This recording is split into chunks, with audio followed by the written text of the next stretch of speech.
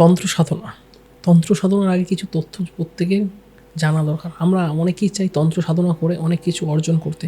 নমস্কার, আমি মহারাজ সৃজিত শাস্ত্রী। আমার এই চ্যানেল মহারাজ সৃজিত শাস্ত্রীতে আপনাদের স্বাগতম।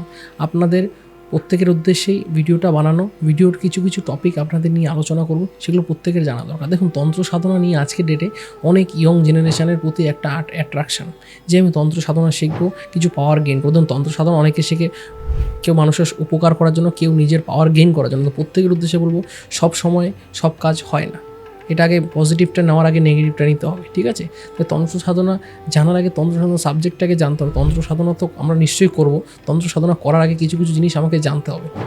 ফার্স্ট অফ অল, দেখুন, তন্ত্র সাধনা একটা হচ্ছে ঐশ্বরিক ক্ষমতা। কারণ প্রত্যেকের ফ্যামিলিতে, অনেকের ফ্যামিলিতেই দেখবেন যারা বনব্বটার তন্ত্র নিয়ে, শাস্ত্র নিয়ে ঘাটাঘাটি করে, তাদের ক্ষেত্রে কোনো অসুবিধা নেই। তারা তন্ত্র সাধনায় আসতে পারেন এবং তন্ত্র সাধনা করে পাওয়ার গেইন করতে পারেন এবং ভালো ভালো কাজ, মানুষের উপকারমূলক কাজ আপনারা করতে পারেন, কোনো অসুবিধা নেই। দ্বিতীয়ত, অনেক সময় আমরা দেখি অনেক কম্বিনেশান, ঠিক আছে? জন্মকুষ্ঠিতে যদি বৃহস্পতির অবস্থান ভালো থাকে, কেতুর অবস্থান ভালো থাকে, তাহলে আমরা তন্ত্র সাধনার দিকে আগাতে পারি। দেখুন, তন্ত্র সাধনায় তো এখন অনেক রকমের মত রয়েছে, ঠিক আছে? বিভিন্ন কালীর মতে দীক্ষা আছে, শিব মতে দীক্ষা আছে। সেই দীক্ষা নিয়ে আমরা দীক্ষা প্রদান করে আমরা আগাতে পারি। আর দ্বিতীয়ত, দেখুন, আমাদের যে তন্ত্র রয়েছে, সেই তন্ত্র হচ্ছে মায়াং তন্ত্র। মানুষের কথাতেই আছে, সব তন্ত্র বারবার, মায়াং তন্ত্র একবার। দেখুন, মায়াং তন্ত্রে কী হয়? মায়াং তন্ত্রে একদম সমস্ত কিছু কিউরেন্স আছে, যে কোনো সমস্যা অল্প সময়ের মধ্যে কিউরেন্স আছে। এই মায়াং তন্ত্রে যদি আপনি আসতে চান বা মায়াং তন্ত্র নিয়ে চর্চা করতে চান, তাহলে আপনার যে কম্বিনেশানগুলো বললাম, জন্মচকের কম্বিনেশান বা পৈতৃক আপনার বংশ পরম্পরায় কেউ তন্ত্র সাধনার নিয়ে ঘাটাঘাটি করেছেন, তাহলে আপনি আসতে পারবেন। আর এই তন্ত্র সাধনার জগতে আসার আগে কিছু কিছু জিনিস আপনার জানা দরকার। দেখুন, অনেকের ক্ষেত্রে আমি বলি যে আমরা অবাঞ্ছিত দেবতার মন্দিরে যাই, যে কোনো মন্দিরে আমরা দেবতার, সে দক্ষিণেশ্বর হতে পারে, কালীঘাট হতে পারে বা তারাপীঠ হতে পারে, যে কোনো মন্দিরে গিয়ে আমরা মানত করি যে মা, এই কাজটা হলে পরে আমি এটা প্রদান করব। কাজ হয়ে যাওয়ার পর আমরা ভুলে যাই। সেক্ষেত্রে কিন্তু আমি তন্ত্র সাধনার ক্ষেত্রে আমার বাধা আসবে, ফার্স্ট অফ অল।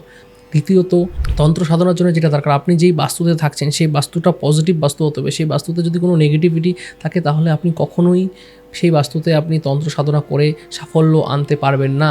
কি দরকার বাস্তুতে?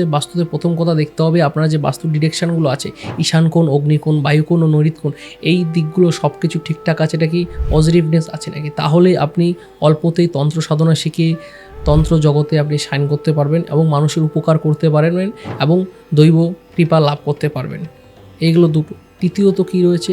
তৃতীয়ত, আপনার উপর যদি কোনো রকম কোনো বশীকরণ বা ব্ল্যাক ম্যাজিক বা কালো যদি করা থাকে, সে যে কোনো সূত্র থেকে ধরে, সে আপনার বন্ধুবান্ধব, ফ্রেন্ড সার্কেল, আপনার প্রেমিকার সার্কেল বা আপনার বিবাহিত সার্কেল, বা কোনো রাস্তা দিয়ে যাচ্ছেন, 4 মাথা 5 মাথা মোড় থেকে কোনো রকম কিছু ক্রিয়া হয়েছে কিনা, তাহলে এই সাবজেক্টে আপনি কিন্তু কন্টিনিউ করতে পারবেন না। আপনি দীক্ষা নিলেন, দীক্ষা নেওয়ার পর কয়েকদিন জপ তপ করলেন, তারপর আপনার সমস্ত কিছু স্টপ।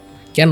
এই যে কম্বিনেশানগুলো বলছি, এই কম্বিনেশানগুলো যদি থাকে, তাহলে আপনি শাইন করতে পারবেন। তাই প্রত্যেকের উদ্দেশ্যে বলবো, যে জিনিসগুলো বলছি, এগুলো সব কিছু দেখেই আপনি তন্ত্র সাধনার দিকে আগাবেন। লাস্ট যেটি দরকার, একদম এক্সপিরিয়েন্স গুরু, ঠিক আছে, যে আপনাকে সঠিক পথের দিশা দেখাবে, যেন সেই পথ ধরে আপনি আগাতে পারেন। আপনার যেন এই তন্ত্র জগতে কোনো রকম কোনো অসুবিধে না হয়। তাই এই জিনিসগুলো জানতে হবে। আর কিছু কিছু রাশির কম্বিনেশান, যেমন বৃষ রাশি, কুম্ভ রাশি, কর্কট রাশি, তুলা রাশি, এই রাশিগুলো অল্পতেই কিন্তু এই তন্ত্রোক্ত জগতে আসতে পারে ও তন্ত্রোক্ত জগতে শাইন করতে পারে। বিষয়গুলো আপনাদের জানা দরকার, তাই আপনাদের সবার উদ্দেশ্যে তুলে ধরলাম। আর দ্বিতীয়ত, যদি আপনি মায়াং তন্ত্র নিয়ে চর্চা করতে চান, তাহলে মায়াং তন্ত্রে কিছু কিছু আরও জিনিস আছে। যখন আপনি তন্ত্রের দীক্ষা নেবেন, ঠিক আছে, দীক্ষা মানে আপনি গেলেন গুরুদেবের কাছে, গুরুদেব আপনাকে কানে মন্ত্র দিয়ে দিল, সেটাই কিন্তু দীক্ষা নয়। দীক্ষার অনেক পয়েন্ট আউট আছে, ঠিক আছে? দীক্ষা নিতে গেলে আপনাকে 4টে পরীক্ষা দিতে হবে, ঠিক আছে? চক্রান্ত পরীক্ষা, চূড়ান্ত পরীক্ষা, সিদ্ধান্ত পরীক্ষা, মহাপরীক্ষা। 4টে পরীক্ষা যদি আপনি উত্তীর্ণ হতে পারেন, তাহলে আপনি দীক্ষা নিতে পারবেন। সেটি হচ্ছে ব্রহ্ম দীক্ষা। এই দীক্ষায় আপনি সর্বরকম কাজ, দেখুন, এই তন্ত্র দীক্ষা যদি আপনি সঠিকভাবে জপ তপ করতে পারবেন, তাহলে আপনি অল্পতেই শাইন করতে পারবেন। সেই তন্ত্র জগতে অনেক দৈব কৃপা লাভ করবে। তাই সবার উদ্দেশ্যে হলো, সমস্ত তন্ত্র জগতে আসার আগে বা কোনো তপ জপ করার আগে, এগুলো আপনাদের প্রত্যেকের উদ্দেশ্যে বলে দিলাম, এগুলো আপনাদের জানা দরকার। আমার এই ভিডিওটি যদি আপনাদের ভালো লেগে থাকে, টপিকগুলো যদি ভালো লেগে থাকে, like, comment, share and subscribe ও শেয়ার করতে ভুলবেন না। ধন্যবাদ।